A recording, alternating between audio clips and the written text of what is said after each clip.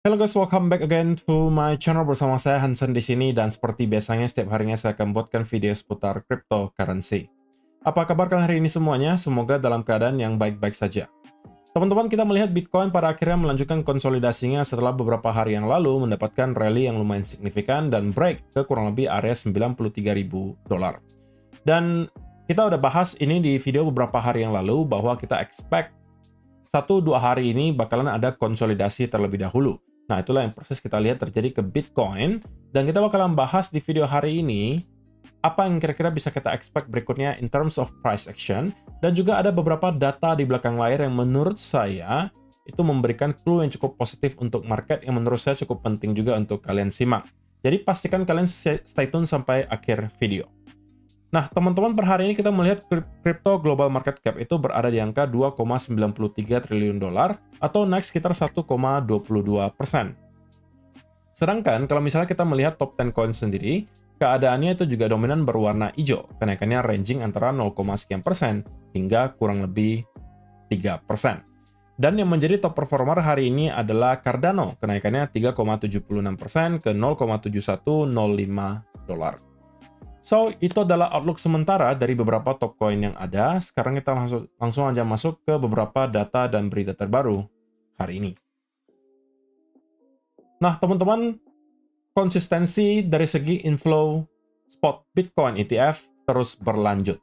Terutama kalau kita bicara 1 minggu terakhir ketika market sudah cenderung lebih kondusif sentimennya, orang-orang yang kemarin melakukan taking profit atau sengaja menjual karena mungkin melihat market dalam keadaan yang uncertain, sepertinya sudah kembali chip in atau masuk kembali ke market. Dan kita melihat data terbaru kembali menunjukkan bahwa terjadi pembelian yang cukup masif dari beberapa spot Bitcoin ETF.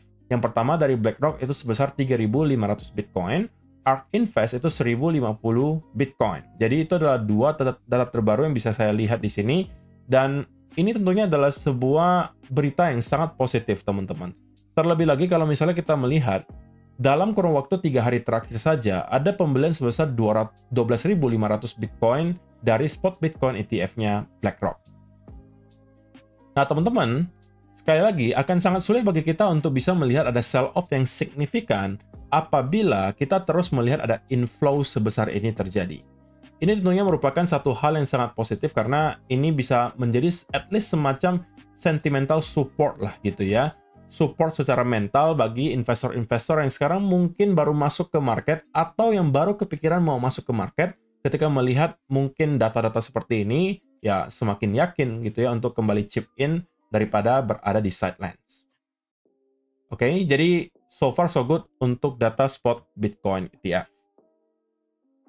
Yang kedua, teman-teman, ini mungkin ya bebas kalian mau percaya, mau tidak, mau kontra atau enggak gitu ya. Ini saya hanya menyampaikan data yang ada bahwa terakhir kali kita melihat global money supply atau disebutnya global M2 money supply mengalami kenaikan, biasanya tidak lama kemudian Bitcoin itu juga akan melakukan hal yang sama.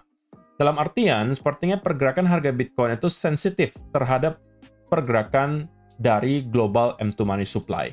Jadi ini tentunya banyak sekali teorinya ya teman-teman. Ada yang mempercayai bahwa Bitcoin itu lebih korelasinya lebih tinggi terhadap S&P 500 atau pasar saham Amerika Serikat. Tapi tidak jarang juga yang menyatakan sebenarnya tidak ada pengaruh. Yang lebih berpengaruh justru adalah money supply. Dan kalau kita lihat terakhir kali ketika global M2 money supply itu mengalami rally, itu biasanya Bitcoin lagging kurang lebih 12 minggu, teman-teman. Sebelum pada akhirnya juga start melakukan hal yang sama. Yaitu adalah, kalau kita lihat, itu di pertengahan tahun 2024, di mana global money supply itu start untuk expanding atau meningkat. Dan kurang lebih 12 minggu kemudian, kita mulai melihat Bitcoin juga start untuk mengalami rally. 12 minggu ya berarti kurang lebih 3 bulan ya, teman-teman. Laggingnya 3 bulan. Nah, kalau misalnya kita akan mengulangi hal yang sama dengan apa yang kita lihat terjadi kemarin, maka harusnya time frame-nya sekarang juga udah mirip, teman-teman. Yaitu adalah kita juga melihat global money supply sudah rally juga, dan sudah ada jeda kurang lebih 12 minggu juga sejak pertama kita melihat wave rally kedua di global M2 money supply itu dimulai. pertanyaannya, apakah kita juga akan melihat Bitcoin kembali melakukan hal yang sama? Nah, ini mungkin bisa menjadi semacam hopium ya. Kalau memang ternyata benar, ya kita akan melihat mungkin Bitcoin bisa dalam waktu yang tidak terlalu lama kembali breakout ke all-time high yang baru. Which is sebuah senario yang menurut saya tidak boleh kita acuhkan ya. Karena kalau kita lihat sekarang, Bitcoin berada di area 93.000. Naik kurang lebih 20% saja dari sini, sebenarnya kita udah kembali ke all-time high. Jadi kalau kita hitung secara matematika, sebenarnya ya nggak jauh-jauh amat kita dari area all-time high. Meskipun saya mau sampaikan bahwa dari segi price action, masih cukup prematur bagi kita untuk sekarang mungkin menyatakan dengan confidence, potensinya sangat besar kita ke all-time high. Itu menurut saya masih terlalu prematur. Tapi at least ada beberapa data yang merujuk ke arah senario tersebut. So, itu yang kedua. Yang berikutnya, teman-teman, satu hal positif juga yang mungkin tidak sering dibahas, yaitu adalah soal funding rates, teman-teman. Oke, kalau kita lihat funding rates yang ada di Bitcoin sekarang, itu cenderung beberapa hari terakhir terus-menerus negatif. Dominannya negatif. Menunjukkan bahwa ketika Bitcoin mengalami rally seperti ini, orang-orang bukannya bullish, tetapi banyak orang mencoba untuk nge-short.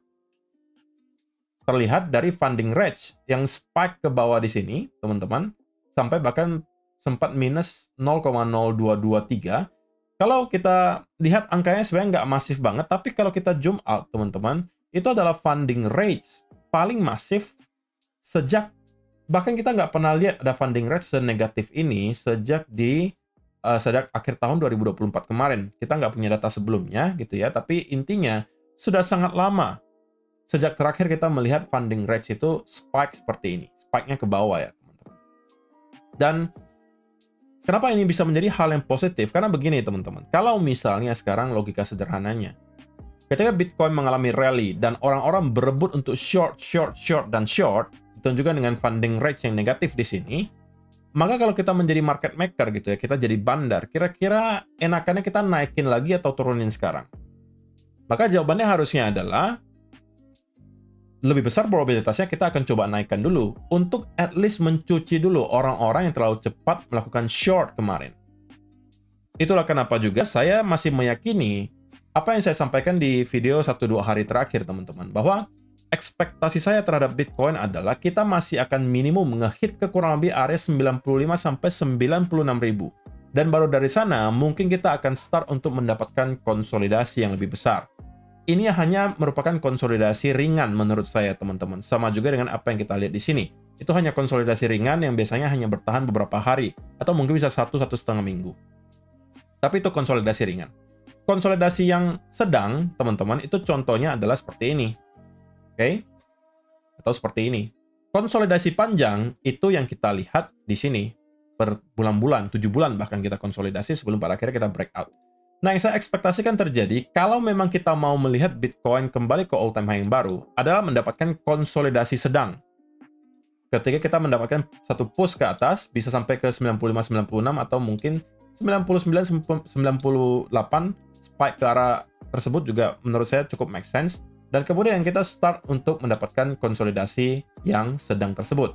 Dan kalau itu yang kita lihat terjadi, teman-teman, maka ini memperbesar chance bahwa Bitcoin memang telah menyelesaikan koreksi selama beberapa bulan terakhir dan kembali bersiap untuk breakout ke area all-time high yang baru.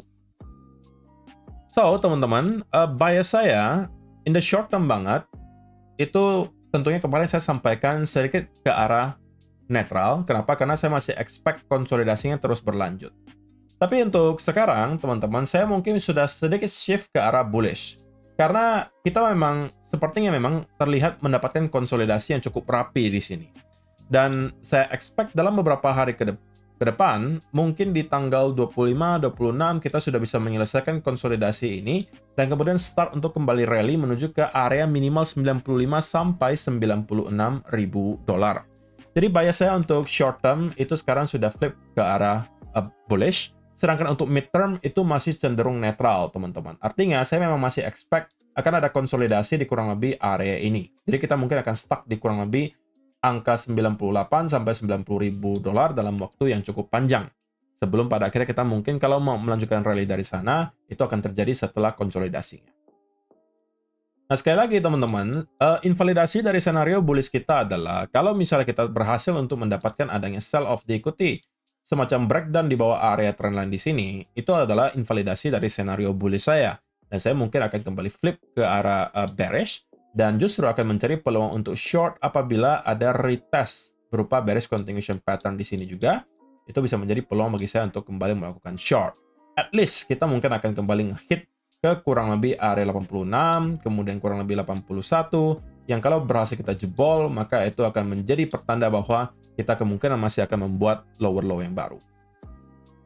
Nah, teman-teman, saya ingatkan bahwa event yang kemarin saya lakukan bersamaan dengan Margex itu masih valid sampai dengan hari ini. Sudah ada 4 pemenang yang saya temukan, yang mungkin akan saya langsung DM. Hari ini pantengin aja Telegram kalian yang sudah merasa ngechat, ya kalian harusnya berpotensi besar menjadi pemenang, karena yang ikutan kemarin nggak banyak.